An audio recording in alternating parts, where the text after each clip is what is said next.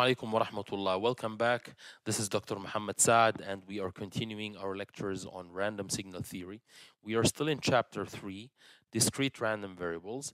In the previous lectures, we talked about the probability mass function, which represents the probabilities of the discrete random variables. We talked about the cumulative distribution function, and we talked about how to calculate the mean and the variance for a discrete random variable. Now, by finishing these parts, we can say that all basic information is covered. So there is nothing else that you need to be able to do for a discrete random variable. However, from this lecture, we will be talking about some special cases, some special discrete random variables that come with nice applications, and we call them special distributions. The first one that we will start with today in this video is called the discrete uniform distribution. Perhaps the best way to explain it is to look at this example right away. So x is a discrete random variable, and the values, the different values for x are 1, 2, 3, and 4. So x has 4 possible values. Now, what makes this x a uniform distribution? If all probabilities are the same. So the probability of the 1 is the same as the probability of the 2, the same as the probability of the 3, the same as the probability of the 4. And since we have 4 possible values, then the probability for each is 0.25. Once we see something like that, we know it's a discrete uniform distribution. Obviously, that x is discrete, 1, 2, 3, 4, so we have a discrete variable. And since probabilities are all the same, then we also have a uniform distribution. In general, if x has n possible values, so our variable x takes values x1, x2, until xn, as long as the probabilities are the same, we call it a discrete uniform distribution. And probability is the same in this case. Each probability has to be 1 over n. Obviously, since we have n values, then each probability needs to be 1 over n so that the sum of all probabilities is equal to 1. So this is an example here. You know, you have all seen serial numbers. So if you have a product, it has a serial number which consists of digits. Let's focus on the first digit of the serial number. The first digit of the serial number, which could be 0, or 1 or 2 until 9. These are the possible digits. How many possibilities do we have? 0, 1, 2, 3 until 9. That's 10 possibilities.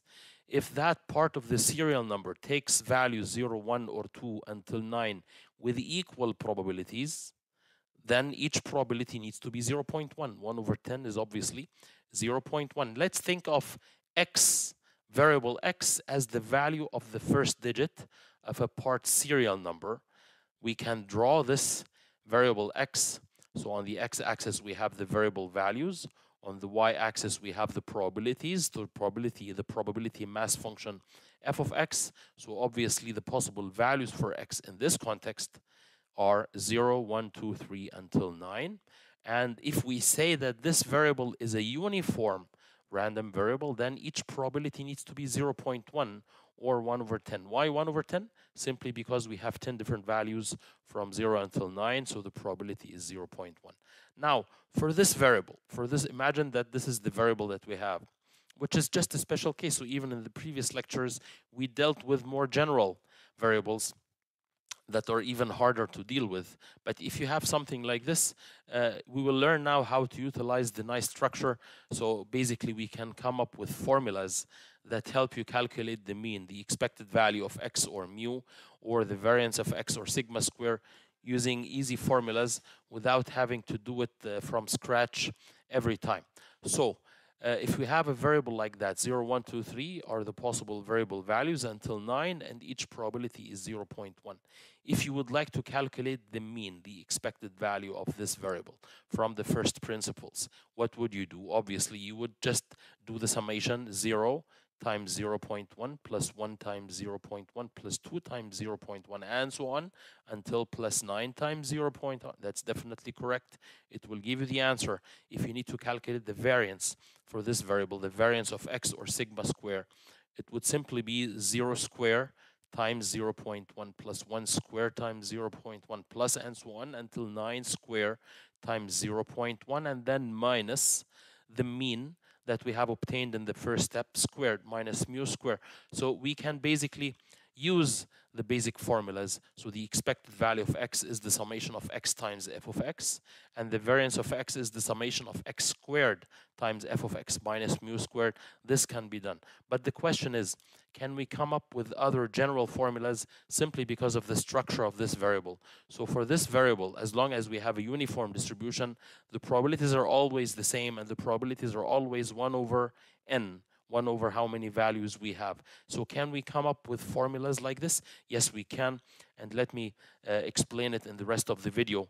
And the general setup that we're dealing with looks as follows. Let's look at this illustrative slide here. So this x-axis is the values for variable x, and the y-axis represents the probability mass function, f of x, and we have a uniform variable that takes values a. A could be anything, a and a plus 1 and a plus 2 until b. But what matters is that these possible values have to be consecutive integers. For a variable to be uniform in general, these values don't have to be consecutive integers. So if we say x is equal to 1.1 or 1.2 or 1.3 or 1.4 with equal probability, so the probability of each one of these values is 1 over 4, we're still having a uniform random variable, but the possible x values are not consecutive integers. So these formulas that we will derive here, a formula for mu and a formula for sigma square, applies only if we have x values that take basically consecutive integers. So our x values, our x variable takes on values which are consecutive integers, a and a plus 1 and a plus 2 until b. So for example, 1 and 2 and 3 and 4 and so on, or 2 and 3 and 4 and 5 and so on, or minus 3 and minus 2 and minus 1 and 0 and 1 and 2 and so on. So consecutive integers, as long as this is the case. And we have a uniform variable. So starting from a could be any integer, and then the next integer a plus 1, the next a plus 2 until b. As long as we have a uniform variable, what is the value of the probability? So what is the probability for each one of these values? It is 1 over n, right? We know uniform means the probability is 1 over n. Now, how many different x values do we have between a and b? Between a and b, it is basically b minus a plus 1. B minus a plus, but one more, since we're starting counting, we start counting from a. Let me give you an example here. If we have the variables, the variable values from 0 until 9, 0, 1, 2, 3 until 9. How many values do we have? It's 10 values, not 9. So 9 minus 0 is 9, plus 1, it's 10. How many, if this is from 2 to 5, if we have the variable values from 2 until 5, so we have 2, 3, 4, and 5. These are 4 values. 4 values. 5 minus 2 is 3, plus 1 is 4. So we have 4 values. So in other words, a and a plus 1 and a plus 2 and a plus 3 and so on until b. The number of different values are b minus a plus 1. Since we have b minus a plus 1 values, the probability of each one of these values needs to be 1 over b minus a plus 1, which is the 1 over n. So that's how we can express this random variable in general. Any uniform random variable starting from value a, going over consecutive integers until some value b, the probability is equal to 1 over b minus a plus 1. Now, if this is the variable here, if this is the variable, and this would be a special case of it. So a is 0 and b is 9, and 0.1 is the probability. 1 over b minus a plus 1 would be 0.1. For that kind of general variable, for any a and any b, can we express the expected value? If you would like to calculate the expected value, how would you do it? It would be the first value, a times the probability plus a plus 1 times the probability plus and so on until plus b times the probability, and each one of the probabilities are simply 1 over b minus a plus 1. So the expected value of x would be a summation of x times f of x, x times f of x.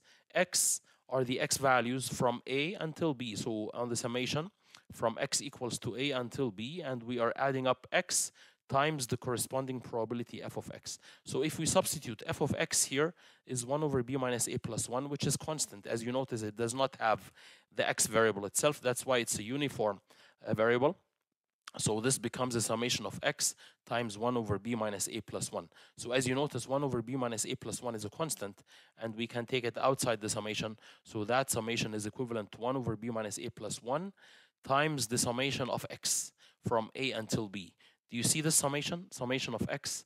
This is called an arithmetic series. So basically, this is a plus 1 plus b. A plus a plus 1 plus a plus 2 plus a plus 3 and so on until b. So if this is from 2 to 5, this summation would be 2 plus 3 plus 4 plus 5 and so on.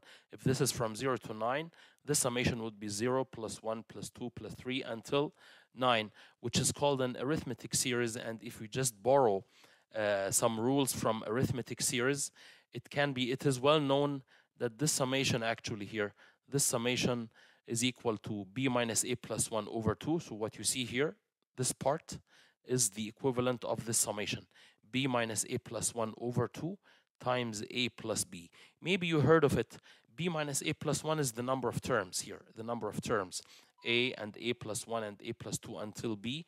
The number of terms is b minus a plus 1 divided by 2 times the first term plus the last term. I trust that some of you have seen that perhaps at school or in other courses.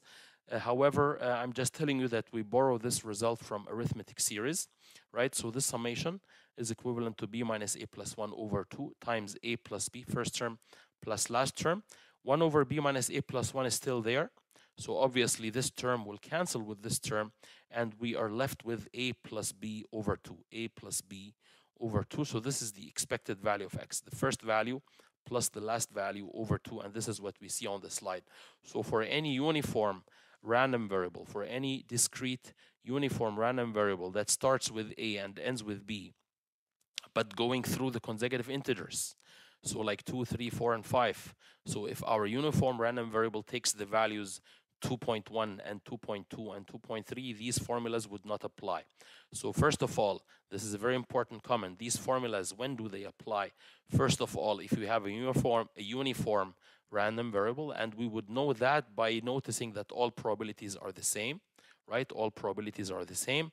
Secondly, the different x values have to go through the consecutive integers. So something like this, 0, 1, 2, 3, and so on, or 2, 3, 4, 5, or whatever. But if the values are not consecutive integers, then we have to go from the first principles and we cannot really apply the formulas. Or we have to do some transformation. However, I would say it's easier if we just go from the first principles. Now, so we have proven this formula here, that the expected value of x, in case x is a discrete uniform random variable, the mu, or expected value of x, is given as a plus b over 2, the first value plus the last value over 2. Now what about the variance? How would we calculate the variance of x? We can also work it out, but it's more tedious, so I leave this proof out. You can do it yourself if you want, but the variance would be summation from a to b of x squared times f of x minus mu squared, and mu is this. If you manipulate this expression, it can be shown that the variance of x for a uniform random variable, a discrete uniform random variable that goes through consecutive integers, the variance of x is given by b minus a plus 1 all squared minus 1 and then all divided by 12, which is a formula that can be used. Now, how can we make use of these formulas? It can simplify things as long as we recognize that we have a uniform distribution, as long as this is recognized, and if the question says find the expected value of x and or the variance of x, then we can apply the formulas without having to do it from the first principles. Let's look at an example so that we see that, and then we are done with this video.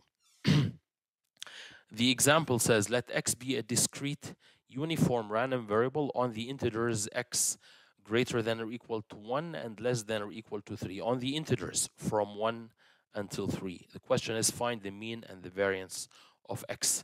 So our variable x is a uniform random variable going through the integers from 1 until 3. So going through 1, 2, and 3. So variable x takes values 1 or 2 or 3, and we know that from here.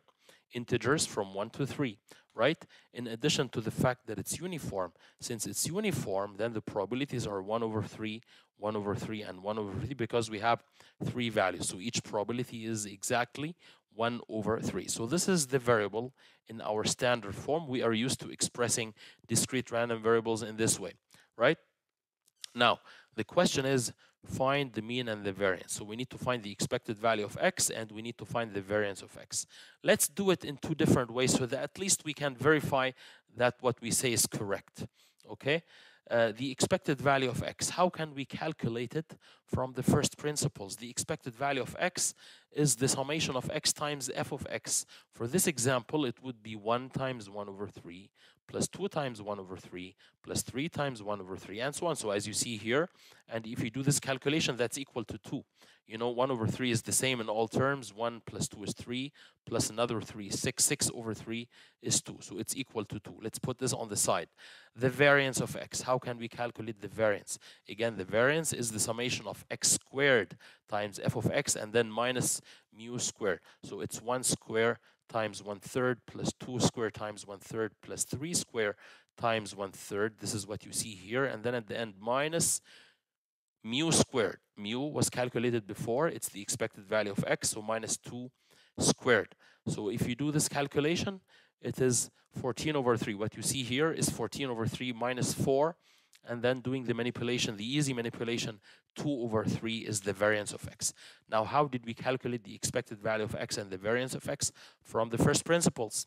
Just as we have done the general problems in the previous lectures, right? From the first principles. Is that possible? Definitely, it's possible. However, since we recognize that this is a uniform distribution, can't we just make our life easier by substituting in the formulas? Yes, we can. Why are we allowed to substitute in the formulas? Because of 2 reasons. First of all probabilities are the same. We have a uniform random variable, a discrete uniform random variable. And second, the different x values are consecutive integers. So this is 1, 2, and 3. So for instance, it's not 1.1 and 1.2 and 1.3. It's not 1 and 5 and 9. It's not 0 and 3 and 10. Okay, so we're talking about consecutive integers, a and a plus 1 and a plus 2, right? As long as this is the case, these 2 factors, equal probabilities, consecutive integers, we can substitute in the formula. So the expected value of x is a plus b over 2. What is a? The first value, 1. B is the last value, 3. So 1 plus 3 over 2 is 2. Isn't it the same that we obtained? It is the same. It should not be surprising because we actually saw the proof. So this is proven for any a and any b, as long as what we have in the middle are consecutive integers. Now, how can we calculate the variance? By applying in the formula as well, substituting in the formula, b minus a plus 1 all squared minus 1 over 12. B is 3, right? So 3 minus a, 3 minus 1 plus 1. Minus 1 and plus 1 will cancel. 3 squared is 9. 9 minus 1 is 8 over 12. 8 over 12 is the same as 2 over 3, which is what we calculated before. So as you notice, a uniform random variable, we can do things using the first principles, using the basic formulas, or we can also apply these specialized formulas that were derived specifically for discrete uniform random variables that go on the consecutive integers a plus 1, and so on. So this finishes basically our lecture. So this finalizes our lecture, and we see you next time. Thank you. Assalamu alaikum wa rahmatullah.